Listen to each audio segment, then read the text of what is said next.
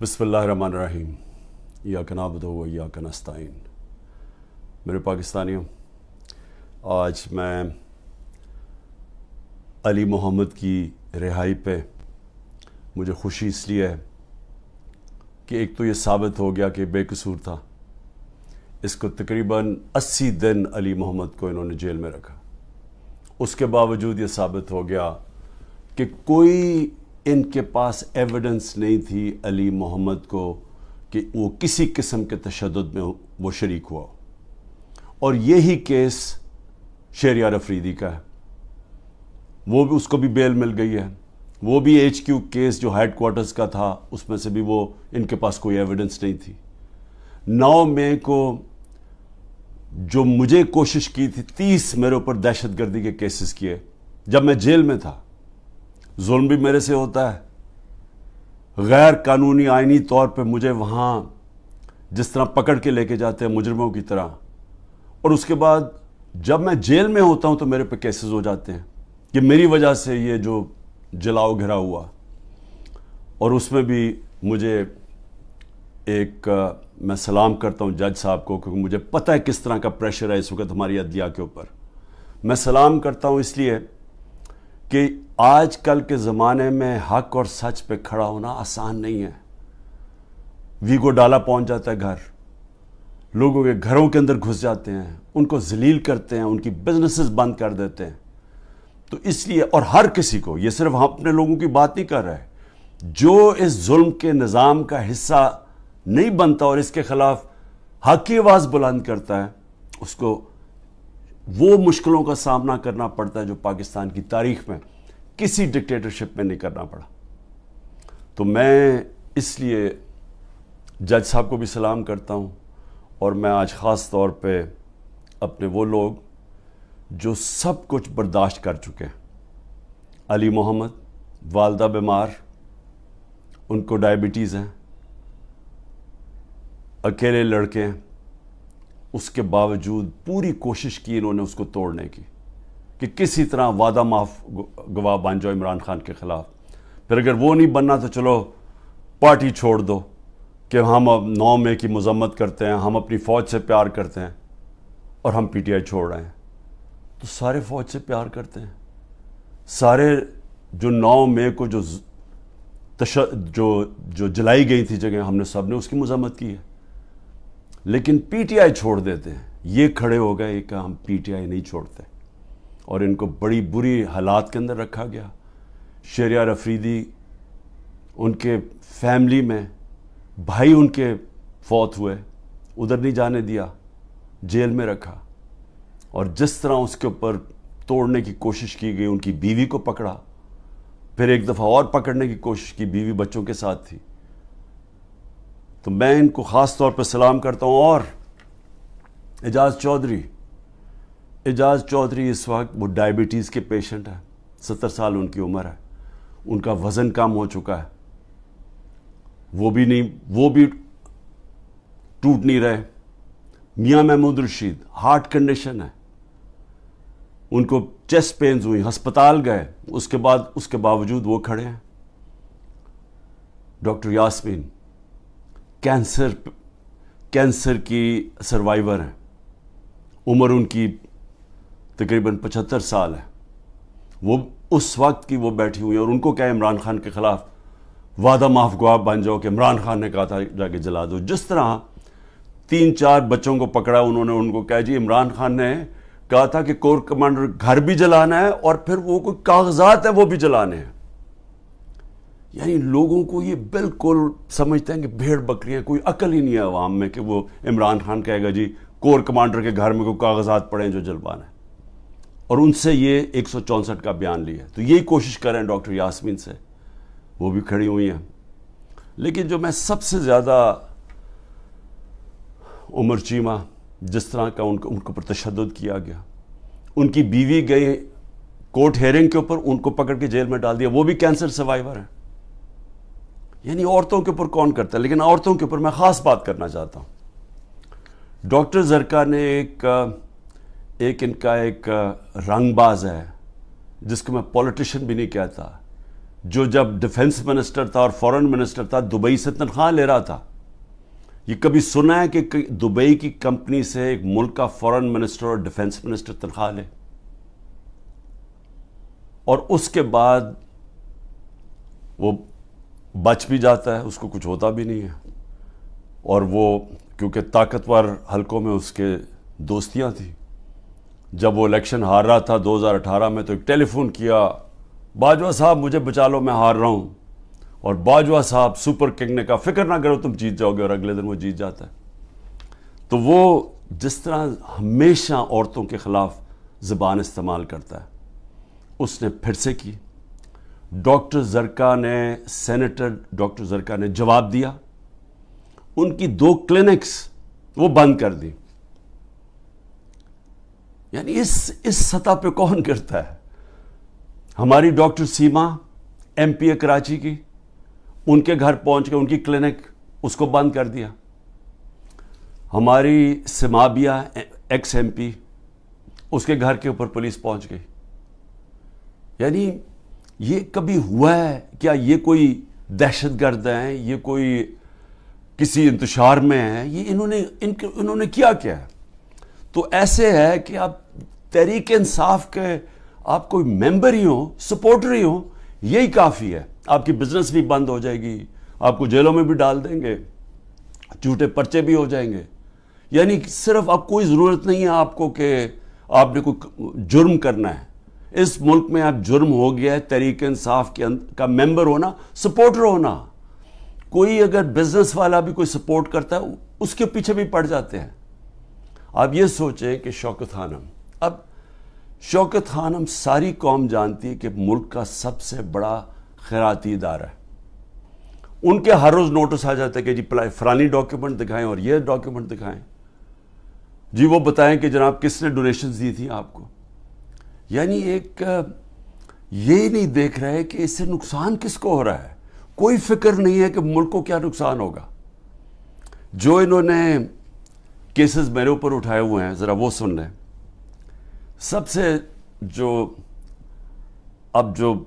قوم کے سامنے, کیونکہ الحق ہے, میرا ایمان ہے, ایمان ہی ہے, تو میں یہ سارے ایک طرف کھڑے ہو گئے ہیں, اسٹیبلشمنٹ ساتھ کھڑی ہو گئی ہے, اکیلا ان کا مقابلہ کر رہا ہوں. صرف توحید پہ, لا الہ الا اللہ پہ, ایمان اللہ پہ ہے. اور جس طرح اللہ ہر ان کی جو بھی کوشش کرتے ہیں خود ہی سچ سامنے آ جاتا ہے. جو انہوں نے میرے اوپر القادر کا کیس کیا, اب القادر کا کیس کیا تھا کہ عمران خان نے جو القادر یونیورسٹی بنائی ہے, جدھر مکمل طور پہ مستحق گھروں سے وہ بچے جو کہ جن کے ماں باپ اعلیٰ تعلیم نہیں افورڈ کر سکتے, وہ سب پڑھ رہے ہیں مفت. اور میں بتا چکا ہوں سیرت نبی کو ہم نے بنایا کہ فیوچر لیڈرز بنے, تربیت ہو ان کو, اور ساتھ ساتھ اس کے ٹیکنالوجی بھی. یہ ہے اس کا جو ویژن ہے یونیورسٹی کا. اس کو سامنے لا کے بہت بڑی سکینڈل ہو گئی. اور اب پتہ چلا ہے کہ انہوں نے اپریل 2020 میں تفتیش کی تھی. وہ میں پہلے کہہ چکا ہوں آپ کو. نیشنل کرائم ایجنسی انگلینڈ کو رابطہ تھا نیب کے ساتھ. یہ جو سیٹلمنٹ ہوئی تھی ملک ریاض کی فیملی کی اور این سی اے کی, یہ سارا کچھ نیب کو پتا تھا. اور نیب نے اپریل 2020 میں یہ انکوائری بند کر دی تھی. ایک دفعہ انکوائری بند ہو جائے وہ نہیں کھول سکتے آپ. اور انہوں نے جو سب سے بات جو چھپا لی, جس کے اوپر اصل بات ہونی چاہیے, کہ این سی اے نے ملک ریاض کا جو پیسہ تھا وہ فریز کیا کیوں؟ وہ منی لانڈرنگ کی وجہ سے نہیں کیا. وہ انہوں نے کہا کہ ایک ٹرانزیکشن ہوئی, اور یہ سنیں ذرا غور سے, کہ حسن نواز نے پراپرٹی بیچی ملک ریاض کے بیٹے کو, اور وہ جو پراپرٹی بیچی وہ 50 بلین پاؤنڈ کی بیچی. انہوں نے کیوں, نیشنل کرائم ایجنسی انگلینڈ نے کیوں اس کے اوپر ایکشن لیا؟ اور ایکشن کیا لیا؟ ان کے اکاؤنٹ فریز کر دیے. کیوں کیے؟ کیونکہ پراپرٹی کی قیمت آدھی تھی. انہوں نے دیکھا کہ اس کی قیمت آدھی تھی, یعنی وہ 25 ملین پاؤنڈ کے ارد گرد اس کی قیمت تھی, 50 ملین پاؤنڈ کیسے دے دیا اس پراپرٹی کو؟ नवाज शरीफ तब प्राइम मिनिस्टर था, ये 2000 जब हुआ, ये 16-17 में जब प्राइम मिनिस्टर था, तो प्राइम मिनिस्टर ने उस वक्त अपना जोर लगा के वो दुगनी कीमत के ऊपर प्रॉपर्टी मलिक रियाज को बेची। ये पहले तो ये बताएं पैसा किधर से आया, किधर से हसन नवाज के पास इतना पैसा आया? जब वो मुल्क से बाहर भागे उनसे ये सवाल पूछे गए ना, क्योंकि बता ही नहीं सकते, पैसा चोरी का था। और फिर वो प्रॉपर्टी दुगनी कीमत पे बेच देते हैं मलिक रियाज को। वो किस लिए बेची? और वो असल कहानी वो है आल कादर की, असल वो उसके ऊपर बात नहीं कर रहे। कोई पूछ नहीं रहा नवाज शरीफ से कि बताएं जी बेटे ने ये प्रॉपर्टी और आपको क्यों इतनी महंगी प्रॉपर्टी खरीदी मलिक रियाज ने। और ये भी हो गया कि ये सारा कुछ पता था नैब को। इनका जो डिप्टी वाइस चेयरमैन है इस वक्त नैब का, वो उस कमेटी मीटिंग में बैठा हुआ था जब ये केस क्लोज किया गया। मुझे 3 घंटे इन्होंने बिठाया, सवाल करते हुए मेरे से पूछा, जब इनको सारे पता था जवाब, क्योंकि वो डिप्टी चेयरमैन को भी पता था, प्रोसिक्यूटर जनरल को भी पता था। उस वक्त जो डायरेक्टर थे नैब के पिंडी में, मंगी साहब, वो भी बैठे हुए थे उस मीटिंग पे। तो इनके पास तो मिनट्स पड़े हुए हैं उसके। तो फिर ये क्यों मेरे ऊपर सारा कुछ किया, और ये जो मेरा वारंट निकाले और मुझे अरेस्ट किया।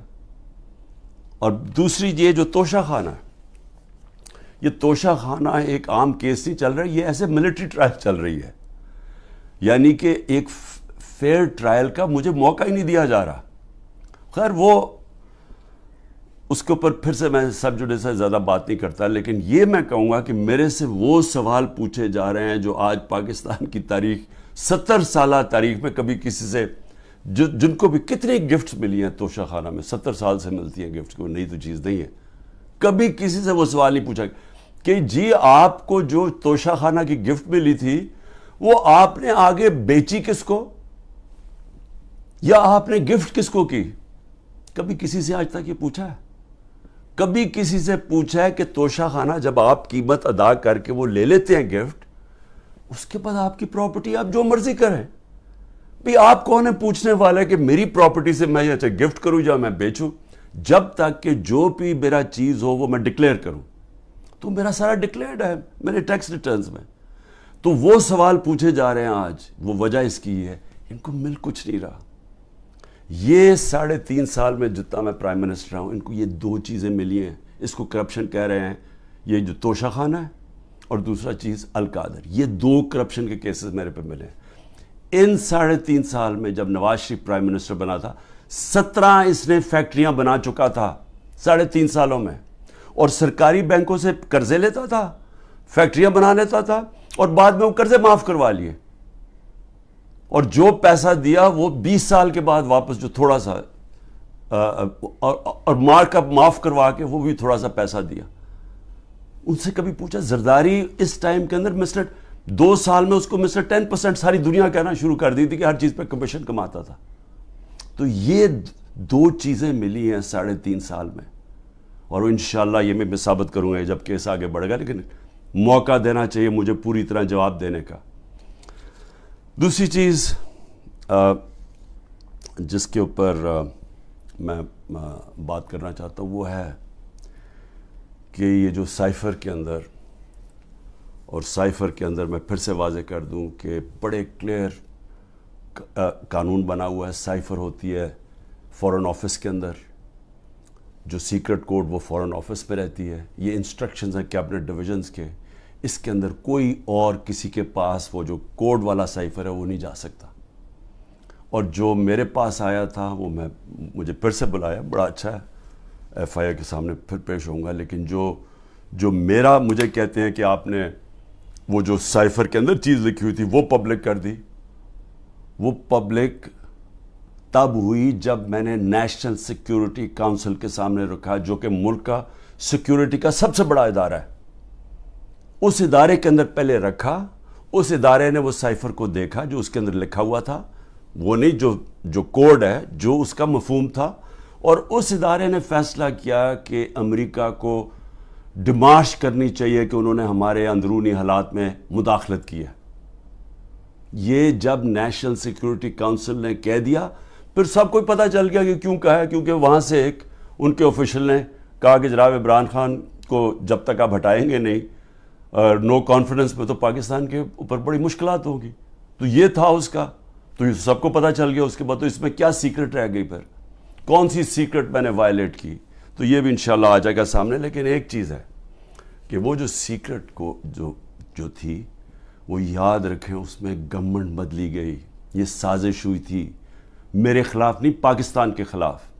اور جو وہ گورنمنٹ بدلی گئی، میں صرف آپ کو بتانا چاہتا ہوں کہ اس کے بعد ہوا کیا. آج پاکستانیوں کو کس چیز سے گزرنا پڑ رہا ہے. 16 روپے یونٹ بجلی تھی جب ہم گئے اپریل کے اندر، آج بجلی 50 روپے یونٹ پہ پہنچ گئی ہے. آپ ذرا پوچھیں تنخواہ دار لوگوں سے کہ ان کے اوپر آج کیا گزر رہی ہے. یہ کون ذمہ دار ہے اس کا؟ وہ جنہوں نے سازش کر کے گورنمنٹ گرائی تھی. اور اصل انکوائری یہ ہونی چاہیے جو میں نے سپریم کورٹ کے چیف جسٹس کو کہا تھا، آپ کو انکوائری کرنی چاہیے کہ یہ قوم سے بہت بڑی سازش ہوئی ہے، قوم سے دھوکہ ہوا ہے. اور اس کا ذمہ دار جنرل باجوہ تھا. اور اس لیے کیونکہ وہ تھا، کسی نے جرت نہیں پڑی کسی کی اس کے اوپر انویسٹیگیشن کرنے کی. آٹا 55 روپے 60 روپے سے پہنچا ہے آج کے جی 150 روپے پہ. سوچیں کہ یہ عام آدمی کی خوراک ہے آٹا. اس کے بعد چاول دگنی قیمت ہوگی جو چاول تھے. چینی، ہمارے دور میں بڑا شور مچا چینی چور. ہم نے انکوائری کروائی، چینی کی قیمت 80 روپے تھی، آج چینی 160 روپے پہ پہنچ گئی ہے. سارے جو بڑے بڑے شوگر مل مافیا ہیں وہ سارے بیٹھے ہوئے ہیں آج گورنمنٹ کے اندر. اور پھر یہ دودھ بڑا ضروری ہے کیونکہ بچوں کے لیے بہت ضروری ہے. 150 روپے لیٹر سے گیا 230 روپے لیٹر پہ. اور دال جو عام آدمی کھاتا ہے 310 روپے سے 520 روپے پہ گئی ہے. 310 روپے کے جی سے 520 روپے کے جی پہ دال گئی ہے. یہ عام لوگوں کے کھانے کی چیزیں ہیں. یہ ذرا بتائیں کہ کون ذمہ دار ہے جس نے یہ جو ساری سازش ہوئی تھی. اور انشاءاللہ جب بھی انکوائری ہوگی ثابت ہوگا کہ بہت بڑی ایک چلتی ہوئی حکومت کو مشکل وقت سے جو پاکستان کو نکالتی گئی اس کو گرا کے تو یہ ہوا. میں آخر میں 2 صرف چیزیں کہنا چاہتا ہوں.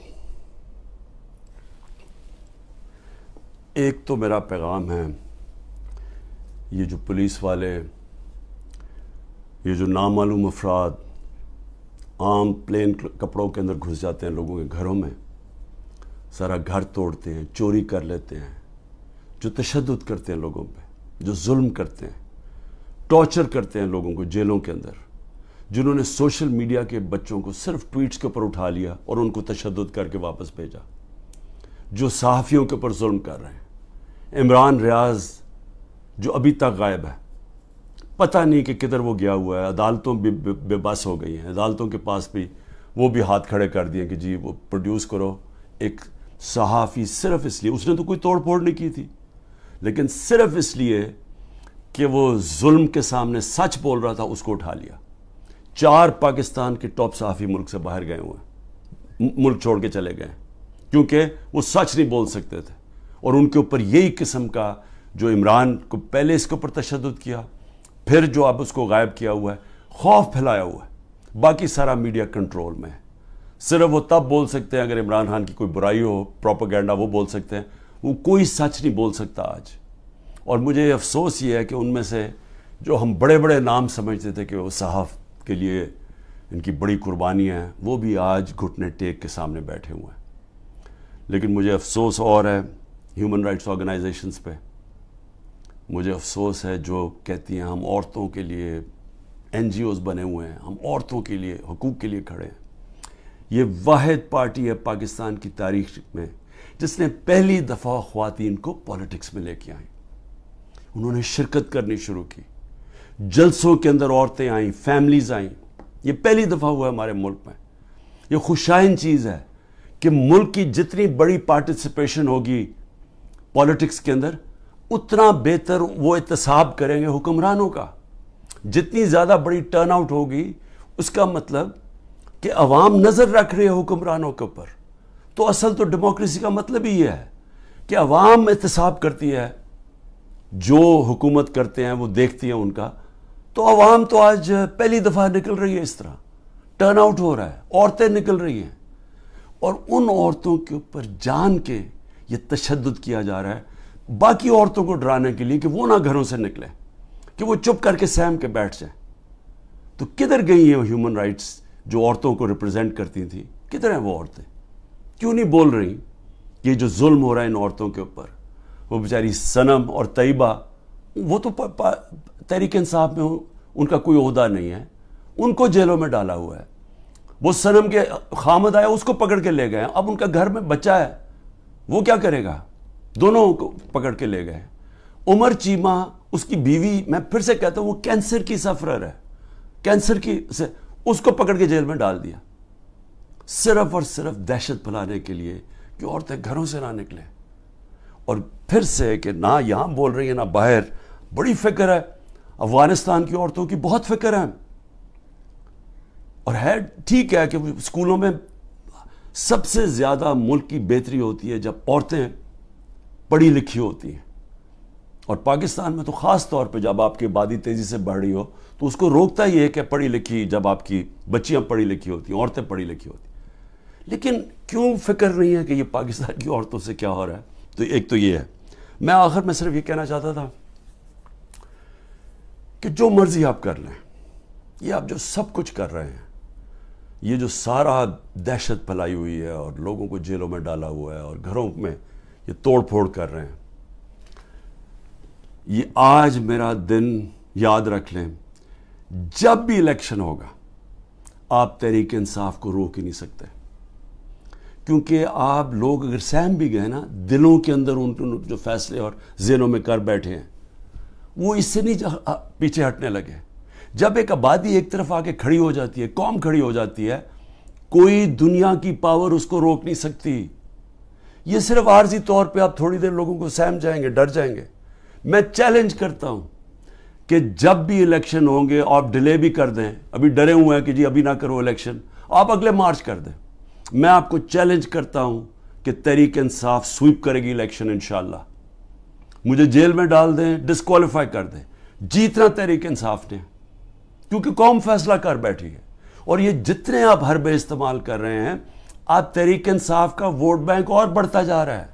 لوگ بیوقوف تو نہیں ہیں، قوم تو دیکھ رہی ہے کیا ہو رہا ہے، اور قوم کے اندر غصہ ہے۔ ایک معاشی طور پہ ان کا قتل کر دیا ہے، ایک مہنگائی ان کو لے بیٹھی ہے، ایک یہ 30 سال سے وہ شکلیں دیکھ رہی ہیں جو ملک کو لوٹ کے پیسہ باہر ان کا پڑا ہوا ہے، اور پھر ان کے اوپر خوف طاری کیا ہوا ہے کہ جناب ہم آپ مایوسی پھیلائی ہوئی ہے کہ تحریک انصاف جیت نہیں سکتی، عمران خان کے اوپر کانٹا مارا ہوا ہے۔ کانٹا صرف عوام کسی کے اوپر مارتی ہے، اور کوئی بھی انشاءاللہ جب بھی الیکشن ہوگا، کوئی بھی جب عوام کی رائے طے کر لیتی ہے، فیصلہ کر لیتی ہے عوام، آج تک دنیا کی تاریخ میں عوام کے خلاف کوئی نہیں جیتا۔ پاکستان زندہ باد۔